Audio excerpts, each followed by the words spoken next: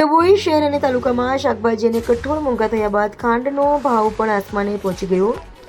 જે ખાંડ ₹40 મળતી હતી 70 થી 75 રૂપિયા થઈ ગયા. એક મહિનાની અંદર ખાંડના ભાવ વધી 70 રૂપિયા કિલો થઈ જતા ખાંડનો સ્વાદ મોંઘવારીના કારણે પ્રજા માટે બન્યો કડવો. ખાંડના ભાવમાં અચાનક વધારો થતાં હવે ખાંડ પણ કડવી લાગવા લાગી છે.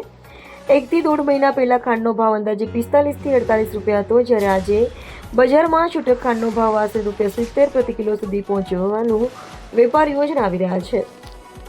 વેપારીઓના જણાવ્યા મુજબ ખાંડના ભાવ વધવા પાછળ ઇથનોલ અને વરસાદની અસર જેવા કારણો જવાબદાર હોવાનું માનવામાં આવી રહ્યું છે.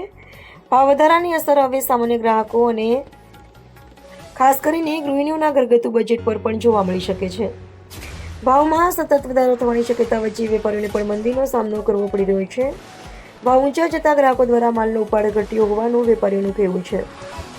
ખાંડના ભાવ વધારાની સીધી અસર ડેરી ફાર્મ, મીઠાઈની દુકાનો અને ચાની લારીઓ સહિતના વ્યવસાય પર પડી શકે છે.